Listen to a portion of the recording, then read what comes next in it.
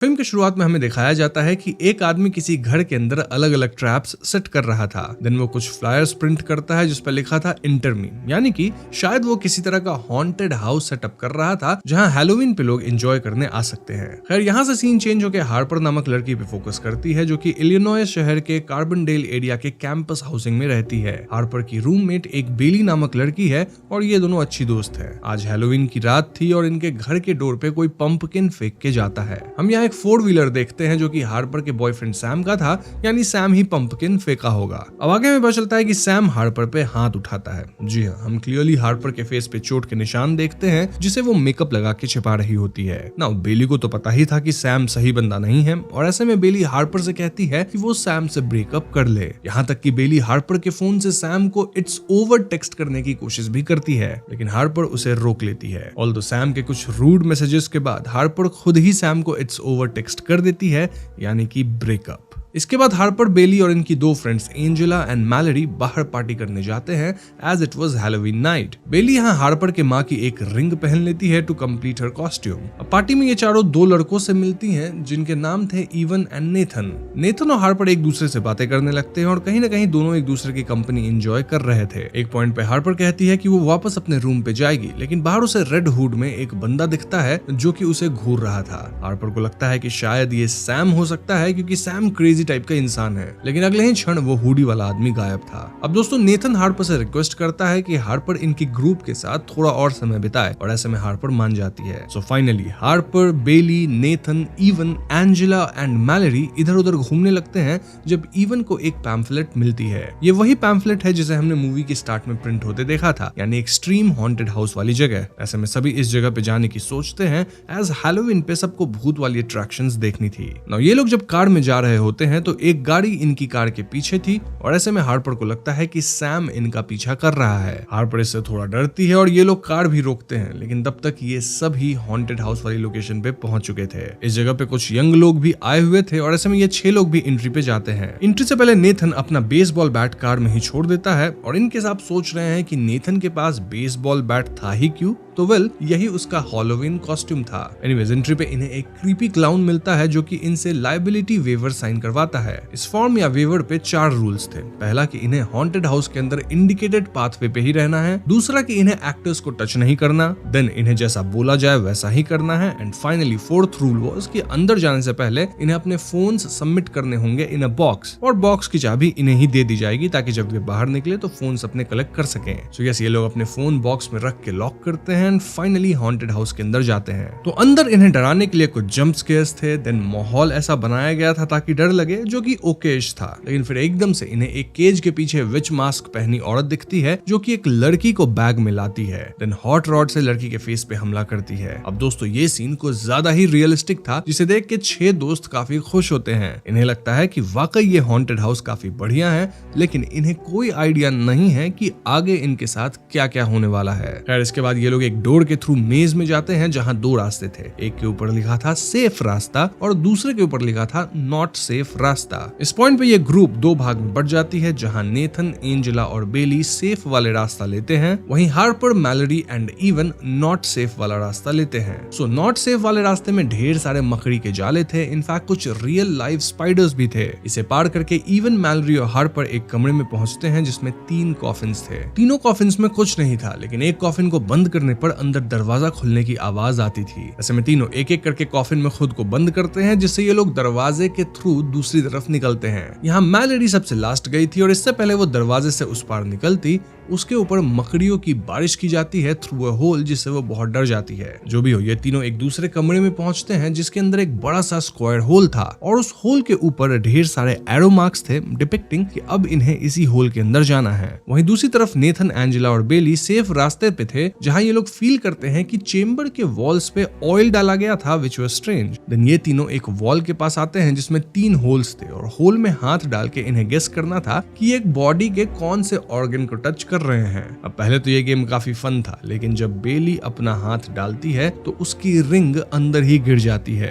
अब दोस्तों अगर आपको याद हो तो ये रिंग हार्पर के माँ की है और ऐसे में बेली रिंग निकालने की कोशिश करती है, लेकिन तभी बेली को लगता है कि कोई उसका हाथ पकड़ लिया है। बेली किसी तरह अपनी हाथ बाहर खींचती है, लेकिन उसके हाथ पे कट्स आ गए थे, यानी कि जो उसका हाथ पकड़ा था ना वही रेजर से ऐसा किया था। इस पॉइंट पे फाइनली नेथन, एंजेला और बेली सीरियस हो जाते हैं कि इस जगह पे वाकई किसी तरह की प्रॉब्लम है। वहीं अगर दूसरे ग्रुप की बात की जाए तो ये लोग होल में एंटर करके क्रॉस करने लगते हैं, जहां इवन और हार्पर तो निकल जाते हैं, लेकिन पीछे आ रही मैलरी एकदम से गायब हो जाती है। ये लोग मैलरी को ढूंढने की सोचते हैं, लेकिन तभी इनके पीछे एक रेड हुडी और मास्क वाला आदमी आता है जो कि इन्हें आगे बढ़ने के लिए इशारा करता है। ये लोग अजीब साउंड सुनते हैं, देन एक रूम को क्रॉस करते हैं, फिर होल से स्लाइड करके कब्रिस्तान वाले सेटअप में जाते हैं। यहाँ एक मास्क पहना हुआ बंदा इन्हें चेन सॉ से डराता है, लेकिन इवन इस बंदे को डांट देता है क्योंकि इवन डरने लग गया था। देन फाइनली इवन और हार्पर उस कमरे में जाते हैं जिसमें नेथन, एंजेला और बेली थे। यहाँ इन्हें बेली के हालत के बारे में पता लगता है, साथ ही ये पांचों परेशान हो जाते हैं कि मैलरी गायब है। मोरओवर ये लोग रूम में लॉक्ड थे और कोई भी इनकी मदद करने नहीं आ रहा था, इवन आफ्टर सेइंग कि बेली को चोट आ गई है।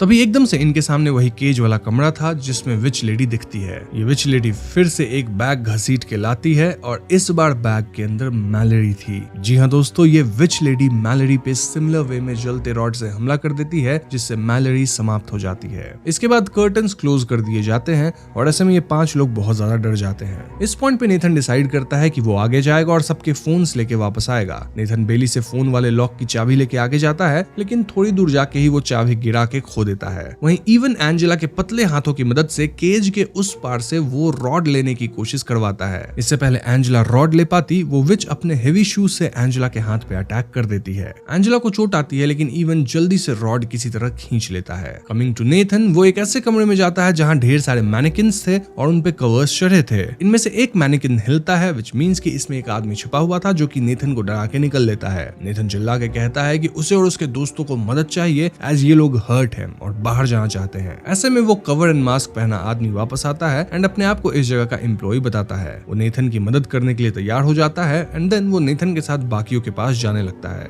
इसी बीच हमें हार्पर के बचपन की कहानी दिखाई जाती है, जिससे हम समझ पाते हैं कि हार्पर बचपन में जिस घर में पली बढ़ी वो घर कोई हॉन्टेड हाउस से कम नहीं था। ऐसा इसलिए क्योंकि हार्पर के पिता उसकी माँ को मारा पीटा करते थे। हार्पर अपने पिता के बारे में सोच के आज तक डरती है और उसे आज भी नाइटमेयर्स आते हैं। बचपन में जब भी ऐसा होता तो हार्पर हमेशा बेड के नीचे छिप जाती थी और इन्हीं घटनाओं के बीच एक बार हार्पर को अपनी माँ की रिंग मिली थी जिसे वो संभाल के रखी थी। सो यस, देखा जाए तो इन्हीं बचपन के ट्रॉमा के कारण हार्पर ना तो अपने घर जाती है, ना ही घर वालों से ज्यादा कांटेक्ट में है। हार्पर होप करती है कि एक दिन वो अपने घर जाएगी तो घर का दरवाजा उसकी माँ खोलेगी और उसके पिता वहां नहीं होंगे। अब दोस्तों यहाँ क्लियर तो नहीं किया जाता कि हार्पर के माँ पिता अब इस दुनिया में है या नहीं, बट ऐसा लगता है कि शायद एटलीस्ट उसकी माँ तो इस दुनिया में नहीं है और पिता ही शायद माँ को खत्म किए होंगे, जिसके कारण वो भी जेल वगैरह में होंगे। मतलब ये पॉइंट बहुत ज्यादा क्लियर नहीं है, तो मैं अपने मन से बोल रहा हूँ। Anyways, coming back to present, वो मास्क वाला एम्प्लॉय जो कि अपना नाम मिच बताता है, वो फाइनली इन पांचों की मदद करने लगता है। मिच का कहना था कि भले इनकी सिक्स्थ फ्रेंड मैलरी गायब है, लेकिन वो सेफ होगी एज डराने के एक्ट के लिए मैलरी को यूज किया गया है, लेकिन मैलरी को हार्म नहीं किया गया होगा। इनफैक्ट मैलरी तो शायद बाहर इनका वेट कर रही होगी। ये लोग मिच की बातों पे पूरा यकीन नहीं कर रहे थे और ऐसे में ये मिच के चाबी का गुच्छा लेके हार्पर को रखने दे देते हैं। इवन तो मिच को अपना मास्क भी उतारने कहता है, लेकिन हार्पर इस सिचुएशन को थोड़ा हल्का करती है। तो इसके बाद बेली, हार्पर, इवन, एंजेला और नेथन अपने कदम वापस दोहराते हुए एग्जिट पॉइंट तक जाते हैं, लेकिन एग्जिट डोर के पीछे तो एक दीवार थी। यहाँ मिच कहता है कि इन्हें वापस घूम के क्रॉल स्पेस वाले मेज से जाना होगा, लेकिन क्रॉल स्पेस में एक बार में एक ही आदमी जा सकता है, वरना ज्यादा वेट से एक ट्रैप डोर खुलता है। इसी ट्रैप डोर के थ्रू मैलरी को गायब किया गया है। तो ये लोग प्लान करते हैं कि पहले क्रॉल स्पेस में इवन जाएगा,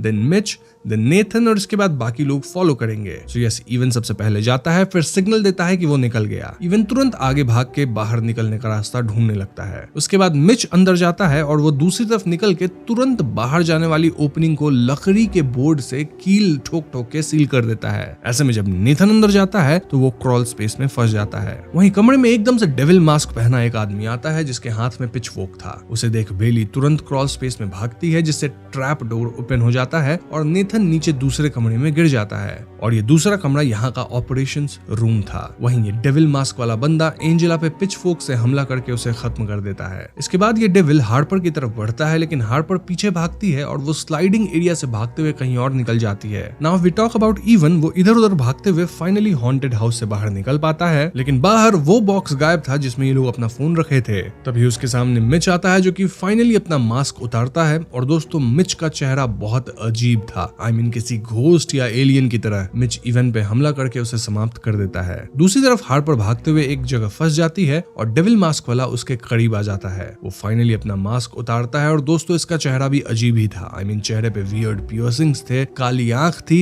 एज इफ वो रियल में डेविल हो। पैरेलल में क्लाउन भी अपना मास्क उतारता है और अंदर वो एक रियल क्लाउन जैसा था, एकदम डिफॉर्म्ड फेस। इन शॉर्ट यहाँ काम करने वाले सभी लोगों का चेहरा रियल में डिफॉर्म्ड था और ये लोग जैसा मास्क ऊपर पहने थे चेहरा भी रियलिटी में अंदर वैसा ही था काइंड ऑफ। इनफैक्ट ये लोग हॉन्टेड हाउस में आने वाले लोगों को समाप्त कर रहे थे। हम यहाँ क्लाउन के हाथ में वो बॉक्स देखते हैं जिसमें सबके फोन्स थे और क्लाउन इस बॉक्स के सारे फोन्स निकाल के माइक्रोवेव में जला के खराब कर देता है, एक्सेप्ट वन फोन। ये हार्पर का फोन था जिसपे सैम का कॉल आता है और क्लाउन फोन उठा के अजीब बातें कहता है। ऐसे में सैम पागलों की तरह हार्पर को ढूंढने लगता है। Now coming to devil mask guy, इससे पहले वो हार्पर को खत्म कर पाता, नेथन पीछे से उस एरिया में आता है और वो नेल गन से उस पे हमला कर देता है। इसी मौके का फायदा उठा के हार्पर भागती है और वो एक अजीब कमरे में पहुंचती है। इस कमरे में एक बाल्टी टंगी थी और दीवार पे बाल्टी में हाथ डालने को लिखा था। बाल्टी में अजीब सारे गले मरे हुए चूहे वगैरह थे। स्टिल हार्पर हाथ डाल के एक टॉर्च निकालती है। तभी यहाँ की लाइट चली जाती है और हार्पर इस टॉर्च की मदद से इधर उधर जाती है। अब दोस्तों यहाँ कई ट्रैप्स थे,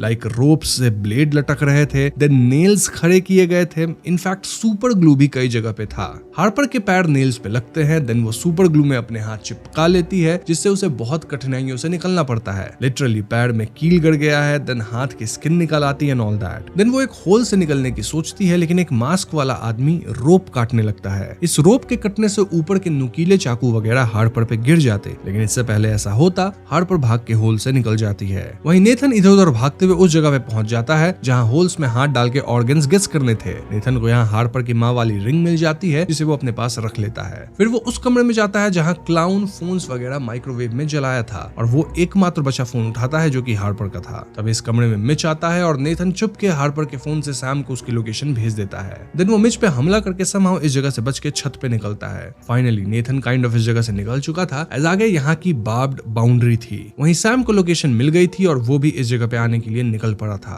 वहीं हार्पर की बात की जाए तो वो एक स्केप रूम में घुस जाती है जो एक बच्चे के बेडरूम जैसा लगता है। वो डोर पे ड्रेसर लगाकर अपने आप को रूम में बैरिकेड कर लेती है ताकि डेविल अंदर ना आ जाए। रूम उसकी बचपन की यादें ट्रिगर करता है जहां वो अपने अब्यूजिव फादर से बचने के लिए बेड के नीचे छिपती थी। अब इस रूम में एक पजल होता है जो हार्पर को सॉल्व करना होता है। हार्पर यहाँ एक कॉम्पैक्ट मिरर से दीवार पर उल्टे लिखे हुए मल्टीपल क्लूज पढ़ती है। देन क्लूज के हिसाब से बेड के नीचे जाती है जहां एक jack in the box toy house था। इस टॉय हाउस में चाबी भरने पे ट्यून बजता है और फाइनली टॉय हाउस ओपन होता है जिसमें से चाबी निकलती है। इस खास की मदद से हार्पर उस दरवाजे को खोल सकती थी जिसपे गियर्स लगे थे, साथ ही दरवाजे पे द एंड भी लिखा था। अब बेड के नीचे होने से हार्पर को अपने पिता वाली ट्रॉमेटिक यादें आने लगती हैं और तभी डेविल जोर जबरदस्ती से रूम के अंदर आ जाता है। हार्पर की मेमोरी में आता है कि उसका फादर उसे बेड के नीचे छुपा हुआ ढूंढने आ रहा है और यहाँ सीन पास्ट एंड प्रेजेंट में फ्लैश करता है, मतलब एक तरफ छोटी हार्पर और दूसरी तरफ अभी की हार्पर। तभी हार्पर अचानक बेड से निकलती है और वो तीखी की डेविल की आंख में घुसेड़ देती है। हार्पर दरवाजे की तरफ भागती है, की लॉक में घुमाती है और इससे दरवाजा का गियर मैकेनिज्म वगैरह वर्क करता है जो कि एक वायर से शॉर्ट गन से कनेक्टेड था। जी हाँ दोस्तों, ऐसे में धड़ाक से शॉर्ट गन चल जाती है और हार्पर को गोली लगती है। फिर भी हार्पर रेंगते हुए हॉल के एंड तक जाने की कोशिश करती है। अब दोस्तों ये शॉर्ट गन एक तो कुछ हाइट पे थी, देन हर कुछ सेकंड्स में जैक इन द बॉक्स की धुन के साथ चलती रहती थी। मतलब मैकेनिज्म ही ऐसा सेट किया गया था कि हर कुछ देर के बाद गन लोड होके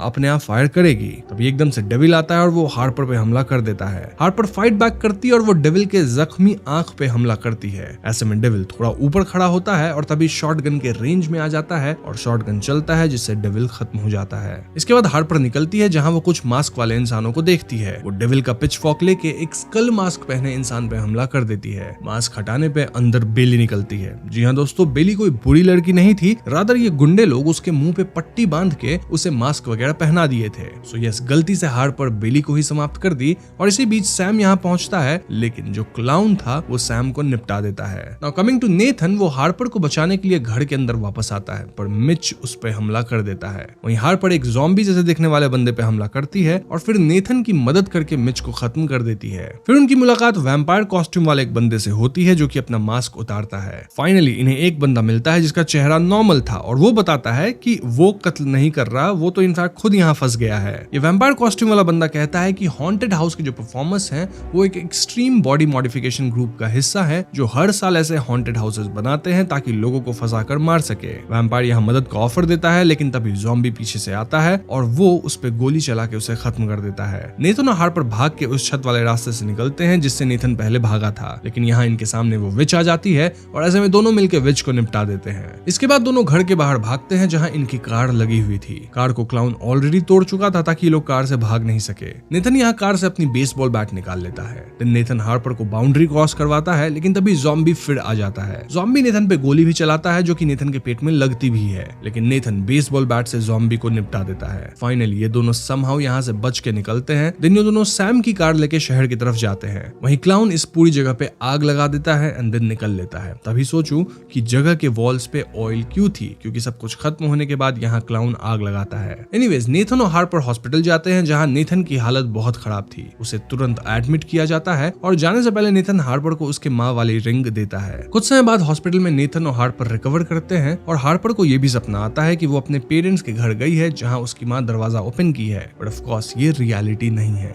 हॉस्पिटल में भी हार्पर को एहसास होता है कि इन्होंने हॉन्टेड हाउस के लाइबिलिटी वेवर्स पे अपनी पर्सनल इन्फॉर्मेशन लिखी थी और उस पर्सनल इन्फॉर्मेशन में इनकी एड्रेस भी थी, यानी जो क्लाउन बच गया था वो अब भी इनके पीछे आ सकता है। सो एज एक्सपेक्टेड थोड़े टाइम बाद क्लाउन हार्पर की माँ के घर पहुंचता है क्योंकि हार्पर वही एड्रेस दी थी, लेकिन दोस्तों हार्पर तैयार थी। वो दरवाजे पे सुपर ग्लू डाली थी जिससे क्लाउन फंसता है। फिर क्लाउन इससे छूट के सीधा नेल्स पे गिरता है जिससे उसे काफी चोट आती है। अगेन ये हार्पर का ट्रैप था ना, क्योंकि क्लाउन चोटिल था, फंस चुका था, तो ऐसे में हार्पर शॉटगन लेकर निकलती है और उस पर गोली चला देती है। फिल्म यहीं पे खत्म हो जाती है। दोस्तों ये थी हॉन्ट फिल्म की कहानी and since it's a slasher movie तो इसका असली मजा फिल्म देखने में है if you like this genre. YouTube restrictions के कारण मैं कई चीजें डिटेल में नहीं बता सकता, वरना क्या होता है वो आप सबको भी पता है। Now we talk about some theories. सबसे पहले इस पे बात कर लेते हैं कि ये अजीब चेहरे वाले लोगों का ग्रुप आखिर था क्या। वेल इनका चेहरा रैंडमली डिफॉर्म्ड नहीं था, बल्कि ये लोग एक्सट्रीम बॉडी मॉडिफिकेशन खुद से करके अपने चेहरा ऐसा बनाए थे।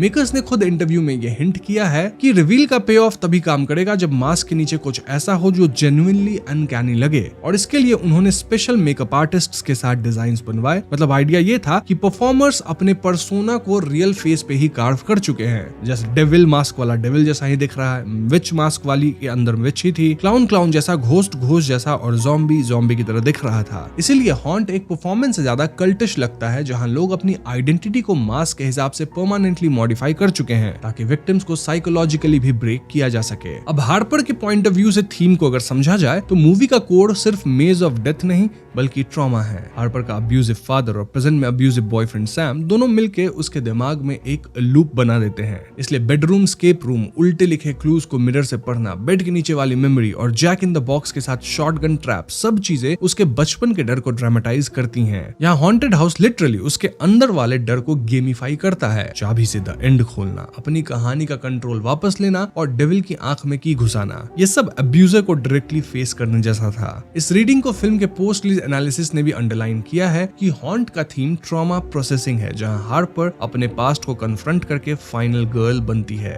एक फैन थ्योरी जो कि फैंडम में चली थी वो ये कहती है कि इस सब का जो मास्टरमाइंड था, यानी वो जो क्लाउन था, वो हार्पर से पर्सनली लिंक हो सकता है। कुछ लोग इसे फादर फिगर स्पेकुलेशन तक खींच देते हैं क्योंकि क्लाउन सीधा उसके होम एड्रेस पे पहुंचता है और फिल्म पहले से ही फादर ट्रॉमा फ्रेम पे चल रही होती है। लेकिन ये ऑफिशियली कंफर्म नहीं हुआ क्योंकि फिल्म में क्लियरली बताया गया कि क्लाउन एड्रेस पे फॉर्म या लाइबिलिटी वेवर वाली डिटेल्स देख के आया होगा। बाकी क्लाउन इक्वल्स टू डैड वाली बात फैंडम गेस वर्क है, लेकिन ट्रॉमा वाले लेंस में देखोगे तो सिंबलिज्म फिट बैठ सकती है, बट एकदम एग्जैक्ट चीज नहीं है, लिटरल नहीं है। अब यहाँ एक और लेयर है, सेफ नॉट सेफ के बोर्ड्स, क्रॉल स्पेस में वेट ट्रिगर ट्रैप और ऑर्गन गेस करने वाले जैसे set pieces haunted attraction grammar का स्पूफ भी है और सबवर्जन भी। मेकर्स ने प्रोडक्शन में एक्चुअल वर्किंग हॉर्न जैसा सेट खड़ा किया था जिससे ज्योग्राफी, टाइल लगे और हर रूम एक मिनी ट्रायल बने। इसलिए एक्शन बीट्स भी फास्ट लगते हैं और डिसओरिएंटिंग भी, जैसे यूजुअली रियल हॉन्ट में होता है। ये इंटीरियर्स एक पुरानी डेयरी फैक्ट्री के अंदर बिल्ड किए गए थे और प्रोजेक्ट को इली रॉथ ने प्रोड्यूस भी किया, इसलिए आपको 2000 टॉर्चर मेज हॉरर की एक विफ मिलती है। बस यहाँ इमोशनल स्पाइन हार्पर पे सेंटर्ड है। देन हार्पर की रिंग आर्क भी सिंबॉलिक है।